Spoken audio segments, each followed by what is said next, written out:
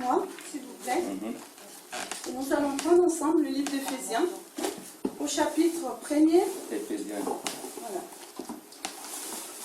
Éphésiens.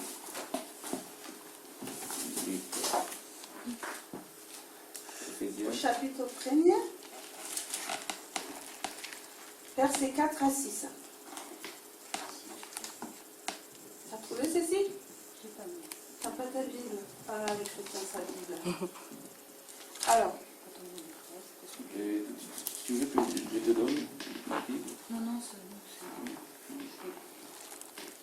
Alors, je veux dire, tout le monde a trouvé?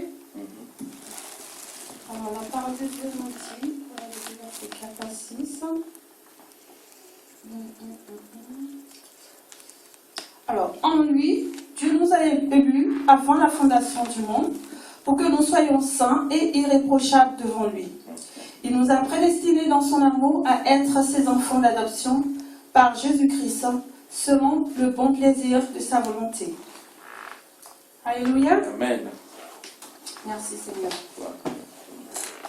Dans ce passage que nous venons de lire, la parole de Dieu nous dit que Dieu nous a prédestinés. Nous ne sommes pas là par hasard. Il nous connaissait déjà avant la fondation du monde. Il nous a mis à part pour quelque chose. Nous ne sommes pas chrétiens aujourd'hui parce que par nos mérites. Nous ne sommes pas chrétiens parce que nous l'avons voulu. Nous sommes chrétiens tout simplement parce que Dieu nous a aimés. Amen. Et dans sa volonté, dans sa bonne volonté, il nous a mis à part. Alléluia. Merci Seigneur. Donc s'il nous a mis à part, c'est pour une chose bien particulière. Alors, il nous a mis à part pour deux choses. La première chose, c'est quoi? C'est l'adoration.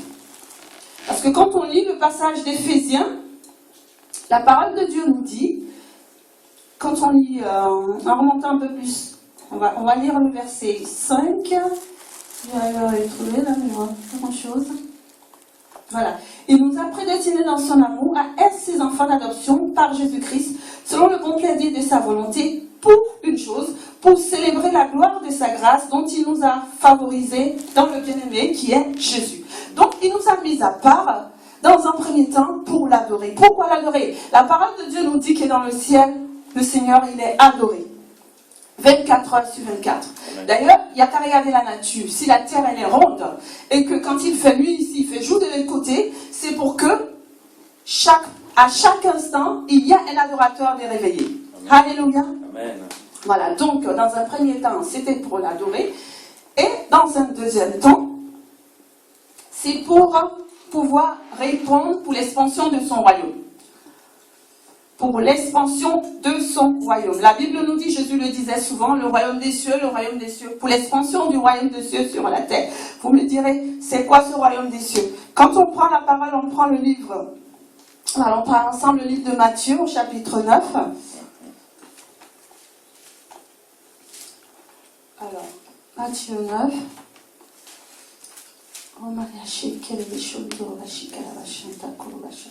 Non, Matthieu 6 plus au pardon, Matthieu 6 au verset 9. Je ne sais même pas dire ça, qu'est-ce que j'ai noté là? Je suis en train de m'échapper. Non, voilà. Excusez-moi. C'est pas clair dans mes notes à moi.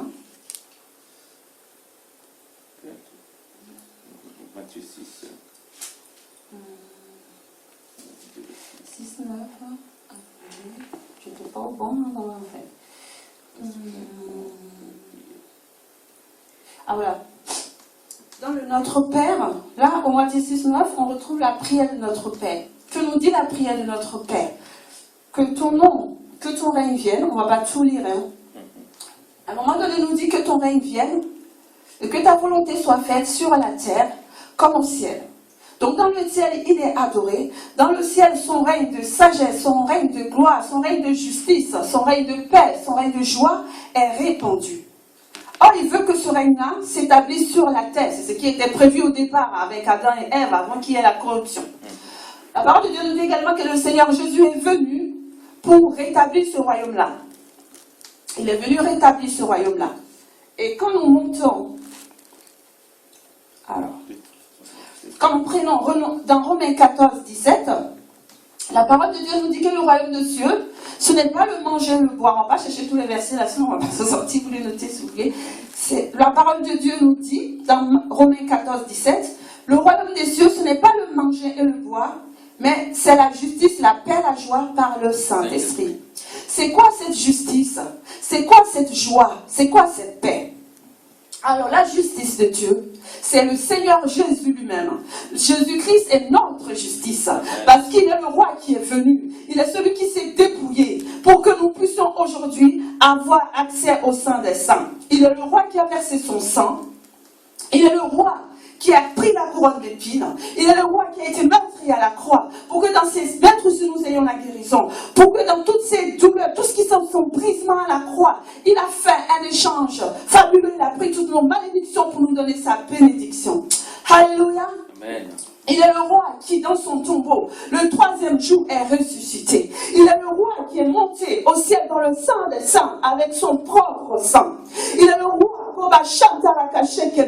qui a tout accompli pour que toi, moi, nous soyons là. Oh, tout accompli pour que ceux qui sont encore dehors, qui ne savent pas encore un jour entendre la parole de Dieu et qui reviennent dans la bergerie. Alléluia. Amen. Donc c'est ça la justice de Dieu. Donc on dit le royaume de Dieu c'est la justice, la paix et la joie. Donc la justice c'est Jésus-Christ lui-même. On parle aussi de paix. C'est quoi cette paix? Le monde aujourd'hui cherche la paix. On signe des traités de paix. C'est quoi cette paix? Cette paix, encore une fois, Jésus nous dit, il nous donne sa paix. Il est notre paix. Jésus-Christ est notre paix. Ce monde cherche la paix. Eh bien la paix du monde c'est Jésus-Christ. Amen. Alléluia. Amen. La paix du monde, c'est Jésus-Christ. Et il est également la joie. La joie par le Saint-Esprit. Le Seigneur nous dit, la joie de Dieu est notre force. Dans nos difficultés, face à l'ennemi, face aux manipulations, face aux ruses du diable, il n'y a pas mieux que quand ton ennemi attend de te voir par terre en train de pleurer et que tu viens devant lui avec une joie, en train de rigoler. Là, il est totalement déstabilisé, il ne sait plus quoi faire. Même si tu as mal au fond de toi, tu montres que, voilà, tu gardes la joie de Dieu. C'est là où Dieu nous dit, la joie de Dieu est notre force. Et tout ça se fait comment? Par le Saint-Esprit. Uniquement par le Saint-Esprit. Donc l'amour, la paix, la justice, la paix, la joie, par le Saint-Esprit. Alléluia. Amen. Merci Seigneur Jésus. Donc il t'a choisi, mon frère, ma soeur, pour que tu puisses faire les desseins de Dieu. Agir dans l'expansion du royaume, c'est quoi? C'est pour que cette justice-là, tu puisses aller dans le monde, là où les gens n'ont pas encore cette justice-là, ils cherchent la justice. Apporter Jésus. Jésus-Christ est la justice du monde. Jésus-Christ est la justice que le monde cherche. Aujourd'hui, le monde a sa justice, mais la justice de ce monde est corrompue. Tu peux te faire violer, il suffit de donner de l'argent, le gars ne va pas en prison parce qu'il a donné, il aura payé parce qu'il a de l'argent. Donc, c'est pas une justice qui est propre. Or, la justice de Dieu, non seulement elle est propre, mais en plus, elle nous permet de nous approcher de Dieu. Elle nous permet de rentrer dans le temple de Dieu pour l'adorer. Alléluia. Amen. Merci Seigneur. Donc, il veut que tu puisses aussi répandre sa paix. Là, il a dit, Jésus, je suis venu pour guérir les cœurs brisés. Je suis venu pour les gens qui sont vraiment dans les prisons. Il est venu pour toutes ces personnes, pour apporter la paix. Là où il y a le trouble, il dit, je suis la paix. Là où il y a la maladie, il dit, je suis la guérison. Alléluia. Amen. Voilà. Et là où il y a la tristesse, Jésus te dit, je suis la joie. Alléluia. Gloire à Jésus. Donc il t'a choisi pour ce but-là. Si tu es dans cette ville de Paris en 2013, si tu es dans cette ville de Paris, au temps où on parle de réveil, ce n'est pas en vain. C'est pour que tu puisses agir dans ce sens-là. C'est pour que tu puisses partir dans le monde, dire Jésus-Christ, vous cherchez la justice. Jésus-Christ, c'est la justice. Cette justice a été accomplie il y a plus de 2000 ans. Vous ne le saviez pas. Mais Jésus-Christ est votre justice. Il est la justice parfaite. C'est pour que vous puissiez aller dans le monde pour dire, alléluia, que Jésus-Christ est votre paix.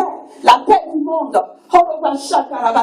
elle est éphémère. Par exemple, quelqu'un qui est malade, qui se retrouve en psychiatrie. Ah oui, mais tu es un peu perturbé. Tiens, je vais te donner un peu de comprimé. Ce comprimé-là, tiens, tu vas être tranquille, tu vas être apaisé après. Ce gars-là ne s'en sort jamais. Si vous allez voir les personnes qui sont en psychiatrie, ils sont là depuis 20 ans. Ils prennent les mêmes comprimés. Il y a accoutumance et ils n'arrivent pas à s'en sortir. Ça, c'est la paix du monde. Mais la paix de Jésus-Christ qu'il donne, elle est parfaite. Alléluia.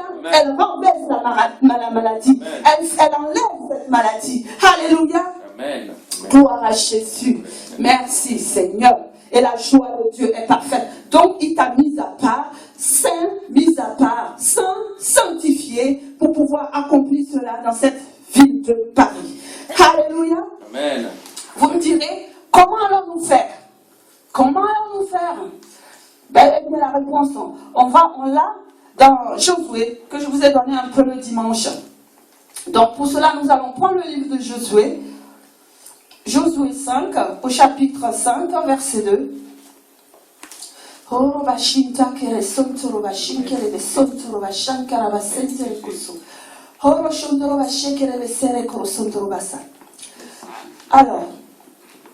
dans Josué 5, dans Josué, au chapitre 5, au verset 2, la parole de Dieu nous dit, vous avez trouvé? Alors, en ce temps-là, l'Éternel dit à Josué, fais-toi des couteaux de pierre et circoncis encore une fois les enfants d'Israël. Alléluia, nous n'allons pas aller plus loin, nous allons rester là.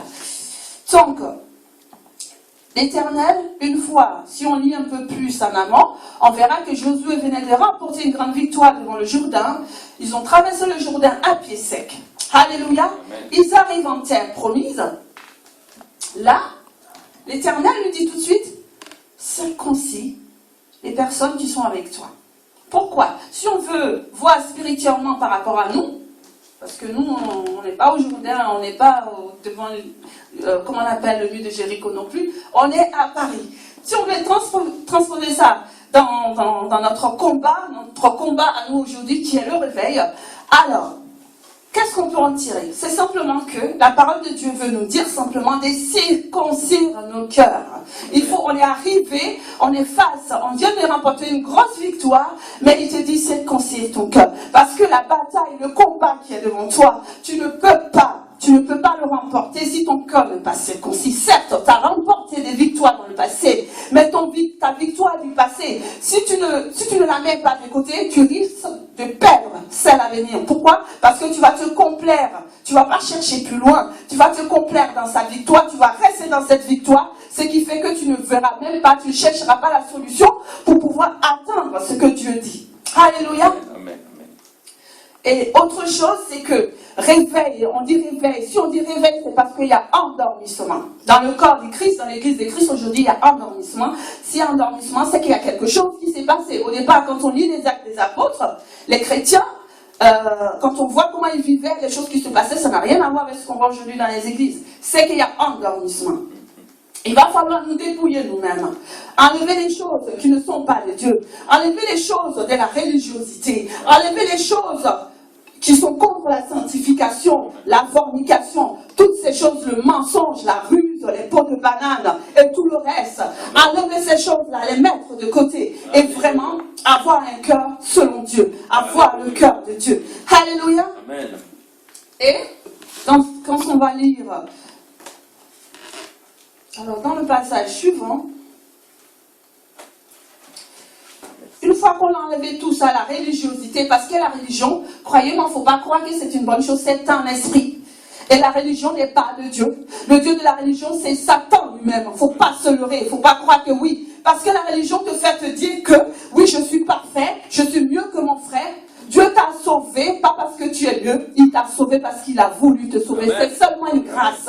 Et crois-moi, la preuve, tu l'as à la croix. Il y avait des gens qui avaient persévéré pendant des années, qui ont suivi Jésus partout. Il y avait un brigand qui était juste à côté. Quand il a reconnu Jésus, Jésus lui a dit, aujourd'hui même, tu seras avec moi dans le paradis. Alléluia. Ça montre la grâce de Dieu. Ça montre que tu n'auras pas plus que ton frère. Tu auras peut-être une récompense si tu arrives à accomplir ce pourquoi Dieu t'a appelé. C'est-à-dire, ses desseins pour ta vie. Les desseins qui sont liés, ta destinée, tu arrives à l'accomplir, tu auras un cadeau. Tu auras quelque chose dans le ciel. Tu n'auras pas quelque chose parce que tu es religieux. La religion est du diable.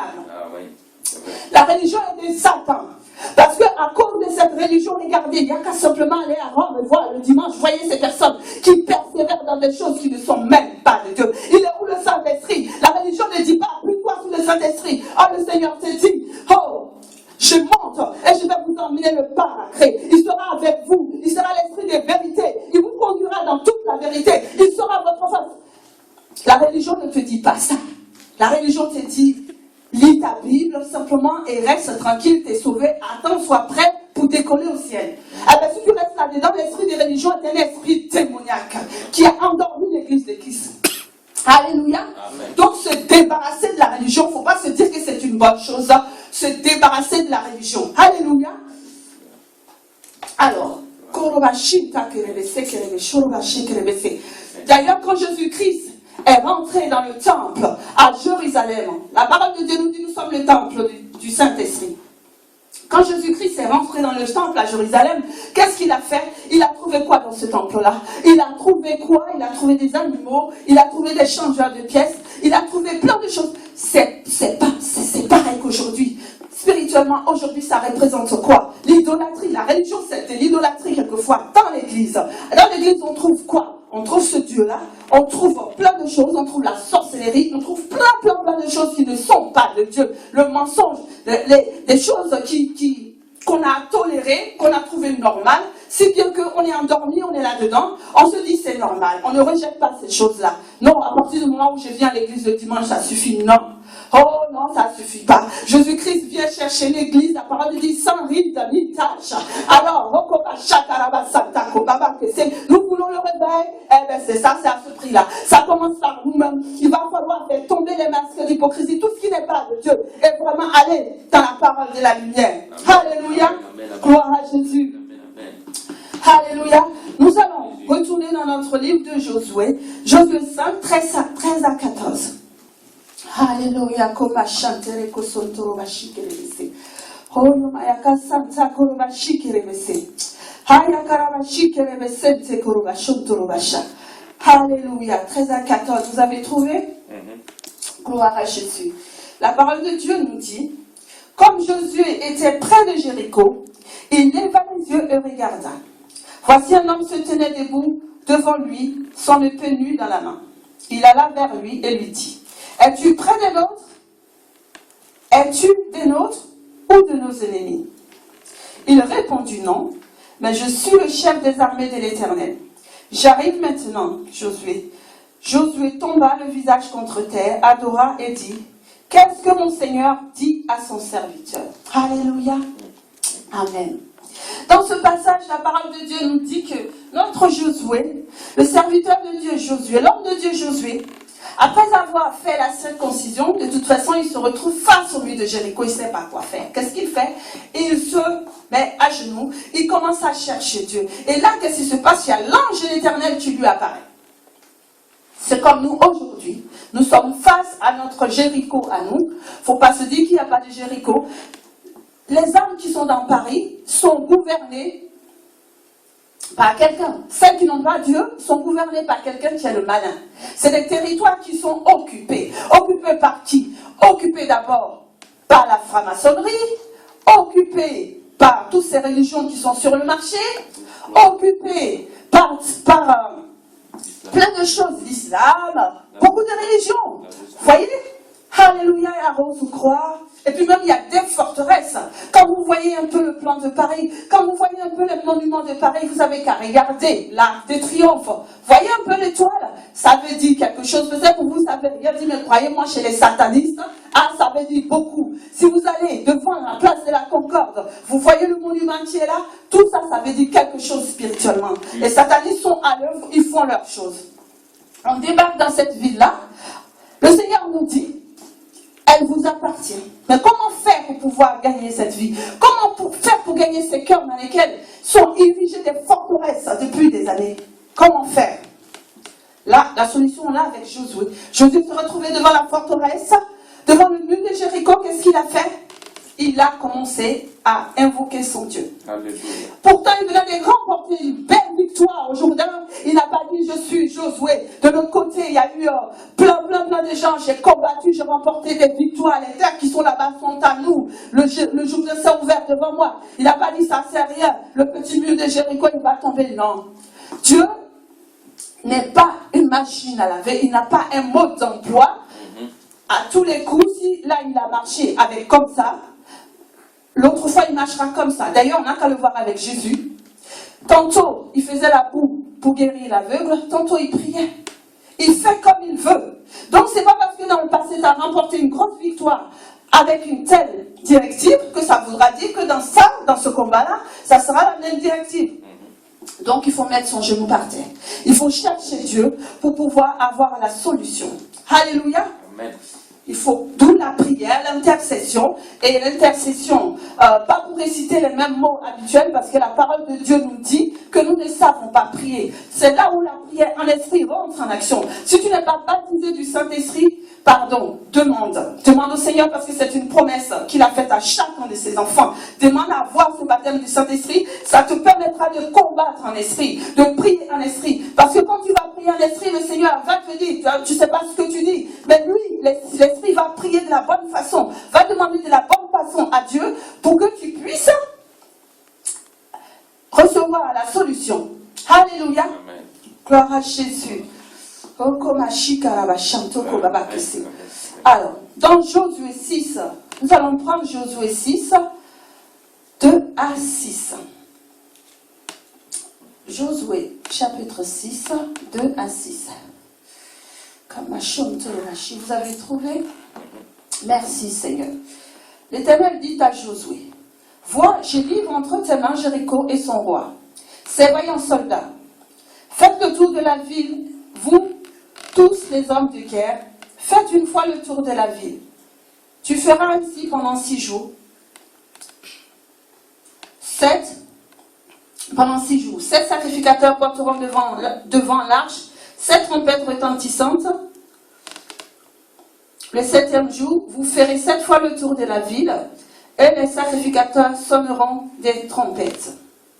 Quand ils sonneront de la corne retentissante, quand vous entendrez le son de la trompette, tout le peuple poussera de grands cris, alors la muraille de la ville s'écroulera et le peuple montera chacun devant soi. Alléluia. Merci Seigneur. Est-ce que là, ça veut dire que nous allons tous prendre nos Bibles, aller sur le périph' et faire le tour de la ville de Paris? Non. Peut-être si Dieu nous le demande, on le fera.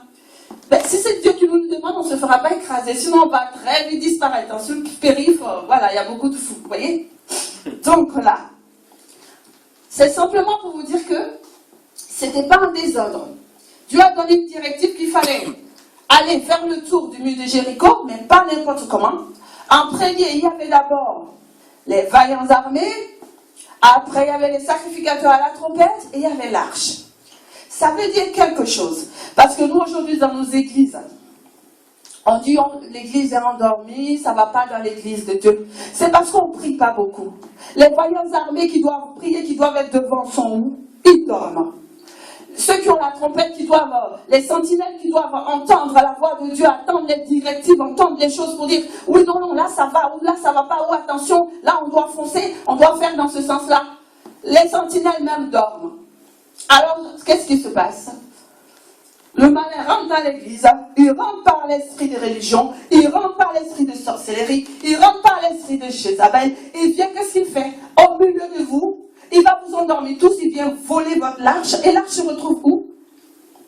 L'arche va se retrouver dans le camp ennemi. En gros, il vient au milieu de vous prendre votre Dieu. Et finalement, le Dieu que vous deviez adorer en esprit et en vérité, vous l'adorez plus en esprit et en vérité. Certes, vous venez à l'église le dimanche, mais il ne se passe plus rien. L'ennemi a installé ses gardes, tout est blindé, tout est bloqué, il ne se passe plus rien. On se dit, mais c'est normal. Ah, les actes des apôtres, c'était les actes des apôtres. Ah, les miracles, c'était dans le passé. C'est pour la Bible, c'est pour le passé. Eh bien non, c'est la même Bible, c'est le même Dieu. Il n'a pas changé. La parole de Dieu nous dit que Jésus-Christ est le même hier, aujourd'hui, éternellement. C'est le même Jésus. Il n'y a pas le Jésus du passé, le Jésus du présent. C'est le même Jésus. Il est toujours le même. Il n'a pas changé. C'est nous qui avons changé. Alléluia. Donc, il ne faut pas que le diable vienne prendre notre Dieu au milieu de nous. Pour ne pas prendre notre Dieu, les sentinelles, les hommes armés, c'est-à-dire nous devions regrouper de prières. Prier encore plus, pourquoi? La parole de Dieu nous dit, quand Élie s'est retrouvé face au Baal, il a fait descendre le feu du ciel. Là où il y a le feu, les sorciers ne peuvent pas tenir. Les gens qui étaient en face, c'était des quoi? C'était des sorciers. Ils ne peuvent pas tenir là où il y a le feu. Là où il y a le feu, vous avez simplement une image toute simple. En Afrique, on dit serpent vert des bananiers. Je ne sais pas si vous connaissez ce serpent vert. Quand il est dans les feux, il prend la couleur des feux. Il ne va pas aller dans les feuilles rouges parce que de toute façon, il va se faire démasquer. Là où c'est vert, en général, il est souvent là. Mais ce serpent-là, il peut se masquer dans les feuilles. Mais si on met le feu, mon gars, il va sortir. Il ne peut pas rester là-dedans. S'il y a le feu, il est obligé de sortir. Il est obligé. Oui, c'est ça. Donc, si tous les esprits qui ne sont pas de Dieu, toutes ces choses que le malin envoie pour pouvoir court-circuiter l'église, pour pouvoir endormir, pour pouvoir fatiguer les gens, et tout ça, s'il y a le feu, et ce feu-là, c'est pas la prière, s'il y a le feu, ils viendront, je ne dis pas que Satan n'enverra pas les gens, il viendra toujours essayer, mais quand il va les envoyer, ils auront le feu, ils seront démasqués. Parce qu'une personne qui a ces esprits-là, c'est pas qu'elle a choisi de les avoir. C'est simplement parce que ces esprits-là ont trouvé une porte ouverte, ils ont habité la personne. Donc, c'est là, quand il y a le feu, ces esprits-là vont partir. Alléluia. Parce qu'aujourd'hui, nos églises sont le meilleur endroit. Moi, je regarde souvent un prophète qui fait beaucoup de délivrances dans les villages. Les églises sont les endroits où les sorciers, ils témoignent eux-mêmes, c'est là où ils vont pour jouer aux cartes, quoi. Qu'est-ce que tu fais, toi? Mais moi, je suis diacre, et toi? Mais moi, je suis ancienne dans l'église, et qu'est-ce que tu fais? Mais moi, mon rôle, je suis là pour mettre des bouchons aux gens, pour pas qu'ils entendent la parole de Dieu. Mais moi, je suis là pendant que le pasteur, il prêche, j'ai fait une espèce d'écrit, là, aigu, comme ça, les enfants, ils commencent à pleurer, ou je sais pas. Donc, ils vont dans l'église pour faire la sorcellerie. Eh bien, ils sont là, ils servent, ils sont dans l'église, il y en a même qui prêchent. Vous voyez? Donc ça, c'est bon, il faut que ça s'arrête. On a dit réveil, le réveil c'est ça là. Donc ça doit commencer par la maison, après aller à l'extérieur. Alléluia. Qui enverra son enfant à la mort? Si Dieu lui-même, qui nous a aimés plus que tout en donnant Jésus, il regarde là-bas, il voit que de toute façon, les gens qui sont là-bas, avec les choses qui se passent, c'est pas mieux, il n'enverra pas ceux qui sont à l'extérieur. Il les enverra pas. Qui va emmener son enfant là? Moi, il sait que cet enfant-là, quand il va l'amener là-bas, il va être déçu, il va retourner dans le monde et il aura du mal à le récupérer. Donc, toute la prière, il faut redoubler d'efforts. Alléluia. Il faut redoubler. Si tu priais 10 minutes, mon gars, dis-toi que tu es dans une guerre, que tu le veuilles ou pas, à partir du moment où tu as dit Jésus-Christ est Seigneur, tu l'as choisi, tu es en guerre, tu es en contre-courant. Que tu le veuilles ou non, Satan veut ta peau. Alors à toi maintenant de te dire, Satan, tu n'auras pas ma peau, j'accomplirai ma destinée. Alléluia. Amen. Gloire à Jésus. Son corps. Prier pour avoir les directives de Dieu, pour pouvoir accomplir ce que Dieu attend de nous. Parce que si moi je dis, attends, on va faire comme ça, c'est ma chair, c'est ma sagesse à moi. Le pasteur dira, on va faire comme ça, c'est sa sagesse à lui. Mais Dieu, lui, sait comment faire. Peut-être que la solution de Dieu est peut-être insensée, mais c'est la bonne. Voyez? Donc pour ça, on doit beaucoup prier, pour pouvoir recevoir, demander les directives de Dieu. Alléluia. Gloire à Jésus. Donc la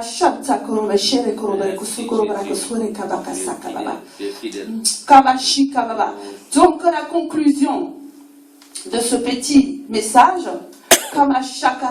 donc apparemment comme j'ai commencé dès le début, tu n'as pas été créé en vain pour venir à l'église tous les dimanches.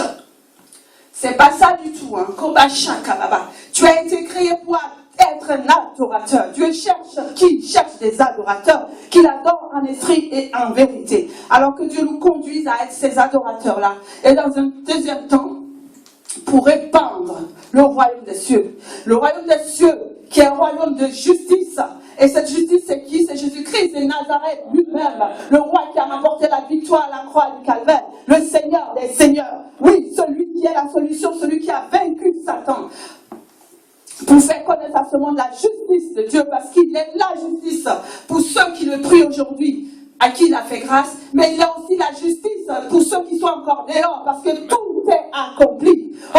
Il ne redescendra pas encore, il ne montera pas encore à la croix pour eux. Tout a déjà été accompli, y compris pour le sorcier qui est sous son arbre. Seulement, il a besoin d'entendre qu'il est libre. Alléluia. Et comment entendra-t-il qu'il est libre? Parce que la Bible nous dit la foi vient de ce qu'on entend. Et ce qu'on entend vient de la parole de Dieu. Amen. Alléluia. Comment entendra-t-il? Il entendra parce que toi, tu auras parlé. Amen. Il entendra parce que toi, tu l'auras proclamé. Alléluia. Amen. Gloire à Jésus. Gloire à Jésus-Christ. Karabachik. Autre chose, l'autre conclusion, Merci Jésus. la parole de Dieu. Dieu veut que nous soyons, comme Jésus a dit, ma maison est une maison de prière. Même si nous sommes endormis, elle est devenue la caverne, comme lui dit même une caverne de voleurs où il y a tout et tout, la religion et toutes ces choses-là. Et il faut que nous prions pour qu'il nous aide à jeter tout ça dehors, nettoyer la maison pour que sa maison y ait de la lumière, que sa maison soit vraiment ce qu'elle devait être, c'est-à-dire une maison de prière. Alléluia. Alléluia. Et pour que nous puissions entendre les directives qu'il nous donne dans cette bataille-là, dans ce combat-là, pour que nous puissions entendre ces directives. Voilà, j'arrive à la fin de mon message. Clamons le Seigneur. Alléluia. Gloire à Jésus.